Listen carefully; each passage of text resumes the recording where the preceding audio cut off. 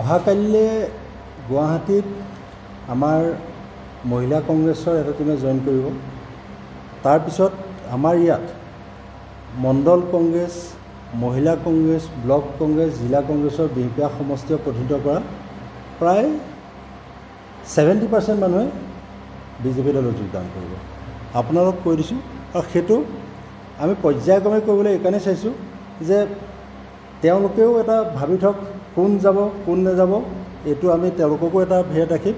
আৰু নৱেম্বৰৰ ছেকেণ্ড পাৰ্টত, ডিচেম্বৰৰ ফাৰ্ষ্ট পাৰ্টত আৰু জানুৱাৰী 1 তাৰিখৰ আগতে আমি সেই প্ৰক্ৰিয়া সম্পূৰ্ণ কৰিম।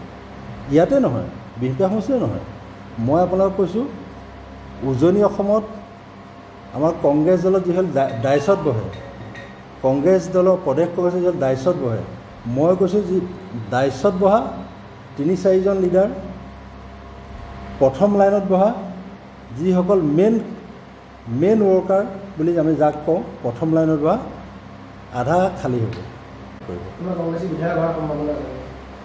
আহিব, সেইটো সেই বিষয়ে মই নকওঁ, কিন্তু খুব সম্ভৱ আহিব। আৰু এইটো পাতি আছে ওপৰ লেভেলত, মই সিমান ডাঙৰ লেভেলে নাযাওঁ। মই এতিয়া যিহেতু বিজেপিত মই এতিয়া নাৰ্চাৰী ষ্টুডেণ্ট, কংগ্ৰেছত যদিও বহুত দিন আছিলোঁ, বিজেপিত মই এতিয়া নাৰ্চাৰী ষ্টুডেণ্ট, গতিকে মই বিজেপি এই সময়ত ডাঙৰ কথা নকওঁ। কিন্তু মোৰ অহাকালিৰ পৰা টাৰ্গেট হ'ল, অহাকালি গুৱাহাটীত জইনিং অনুষ্ঠান থাকিম 11টা বজাত। তাৰপিছত মই লোৱাৰ আছামত যদি অসমীয়া মুছলমান যিসকল কংগ্ৰেছত আছে, যিসকল UDF-ত বাধ্য হৈ জইন কৰি আছে, পুৰণা অসমীয়া সংস্কৃতিৰ সভ্যতা সংস্কৃতিৰ যিখিনি জড়িত, সেই মুছলমানসকলক মোৰ লগত যোগাযোগ হৈ আছে।